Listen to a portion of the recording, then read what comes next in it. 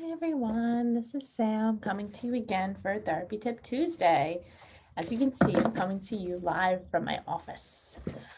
So this week I wanted to talk about mindfulness. So mindfulness is an up and coming topic that I'm sure everyone's heard of. It has really great benefits for speech and language as well as overall health, wellness, things of that nature. So, mindfulness is awareness of your body in space, your mind, and how all of those things are connected. And it can teach you different regulation strategies to help you improve in whatever goals you set. It has been proven to help with stress reduction, kinesthetic awareness of your body, like I just said, confidence boosting. Some of it helps with sleep. But for kids, it's kind of hard to teach mindfulness just because it's often a very abstract category. So these are different ways to start teaching kids mindfulness. And now you might ask, why teach children different mindfulness strategies? Well, it could also affect their speech and language goals on top of everyday life skills. So it could bring awareness for children. It can be a daily routine. It can be a confidence booster. And personally, I think this is what I'm going to target more today, is following directions, and how following directions can help with a variety of speech and language goals. So I'm going to show you one of my little resources I found. I got it at Target for $1. But you could really just look on Google or any other website for different mindfulness techniques for kids. Mine is just nature themed because I know it might be a little more fun and interactive for children. But I'm going to just show you the first one. I have a whole stack, but we'll just do one. And it says to pretend to be a tree. So stand on one leg, bend the other knee, and place the sole of your foot on your inner thigh. Raise your arms high and sway like a tree in the breeze.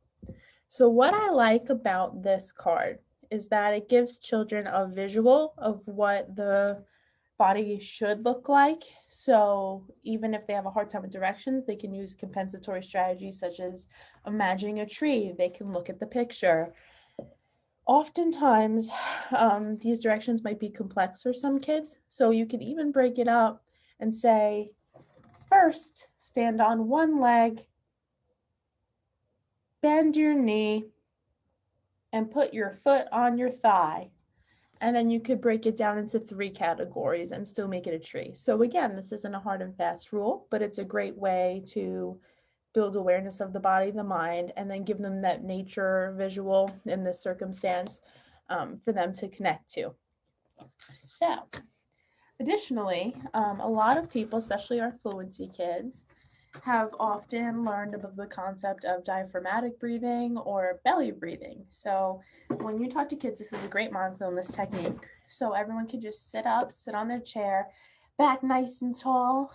We teach our children the 90-90-90 rule. So feet on the floor, nice and quiet, 90 degrees at your knees, sitting up nice and straight, and 90 degrees at your hips, all the way up. And then you can count, usually we do up to 3, and you want to feel all that tension in your belly. So you could call it belly breathing, the fact that you say 1, 2, 3.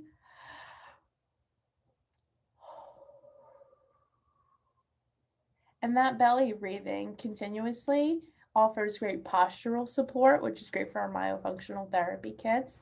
Our fluency clients, that relaxation technique to let the air flow out and hopefully any disfluencies as an easy onset technique.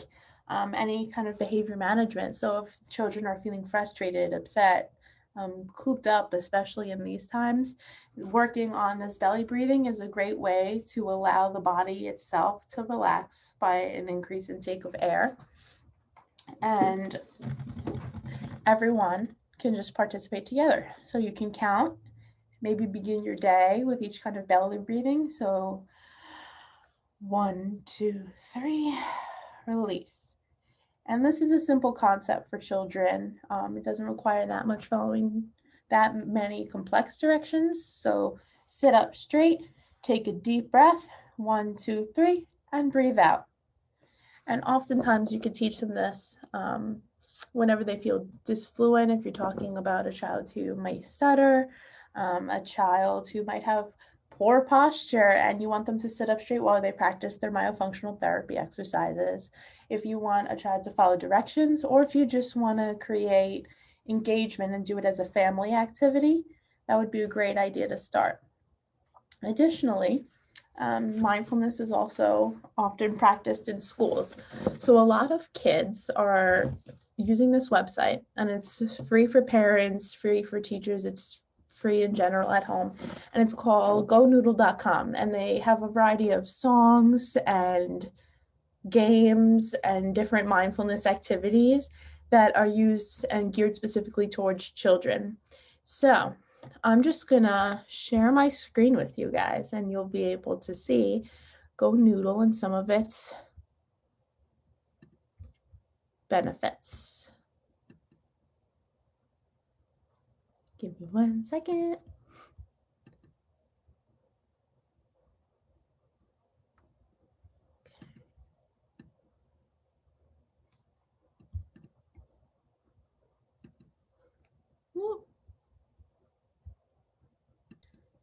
So this is our Go Noodle homepage. I am currently sharing my screen with you guys just so we can see where to go. So if I click Go Noodle Home, it brings you to this wonderful website, and it seems pretty friendly. It has different kinds of cartoons, characters, and they have it also in Spanish. So if anyone spoke both languages, it would accommodate Spanish speakers as well. And it has sources for grown-ups, different games, but I want to go to their mindfulness categories. So I'm just going to say families play now, because that's going to be you guys. And here we are at their homepage. So they have power down, forgiving. So these are often different social, emotional goals that could be targeted as well. I'm trying to find, there's a very special one, and it's called Melting, and I think it's on Flow. So when you go to the Flow screen, these are different guided mindfulness activities for children. These are great for following directions. And I'm just going to click it, and I'm going to try to hopefully turn down the volume. Bear with me. Not always the best with the computer. This is the #1 video, parents, just so you know, for mindfulness activities. A lot of kids do this in school and they love it. Anything that gets them up and moving, it's okay to be mindful as well as moving around, as well as being peaceful, sitting, working on that belly breathing. So different mindfulness activities can be tailored to each child. So let me just click on this for you. I'm just going to play a little bit.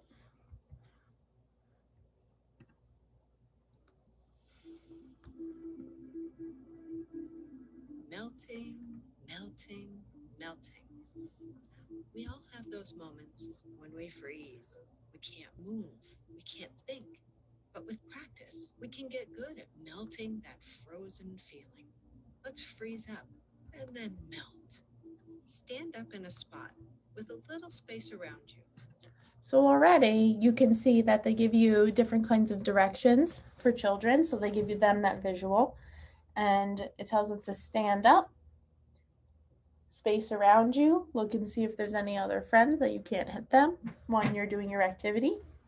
And that visual with it, so that's why I encourage parents to often do these mindfulness activities with kids, because even let's say we're working on following directions, they're able to look at you and associate that language with an action and which directions. So you could say, first we'll stand up, and then I'm going to play so we have a little more. Cross your arms and hold your shoulders with your hands. Carefully tuck your chin down and in. Tighten as many muscles in your body as you can. So oftentimes, I'm doing it with them just for you guys. Oftentimes children their brains are still developing, so they might not get the concept of mindfulness and the fact that we do in the way that it improves your body and your mind and the connection between the two, but they'll often realize, and even though they may not be able to express it with language at the current moment, they'll be able to say like, oh, it feels good when I tighten my muscles and relax them. So it's also encouraging awareness of the self, awareness of others, and awareness of what's happening around you, which could be great for speech and language goals because children will be able to further express their emotions, their physical, any kind of physical symptoms or physical feelings. And it's helping them with problem solving as well, which makes it really great. I'm just going to stop this because I want to leave a little mystery for melting for you guys. So in general, just to recap with you guys, mindfulness is a great way to target so many different goals, from pragmatic to attentional, to speech and language, such as following directions, fluency for that good belly breathing. But really, mindfulness is really great for anybody. I know it's often encouraged in adults, children, teenagers, everyone alike. So I encourage maybe to make it a family activity. I know sometimes being cooped up at home, everyone could feel a little antsy. So maybe practicing some mindfulness would be a great way to incorporate the entire family and work on speech and language goals. So it was great seeing you guys this week, and I will catch you next week for the next Therapy Tip Tuesday.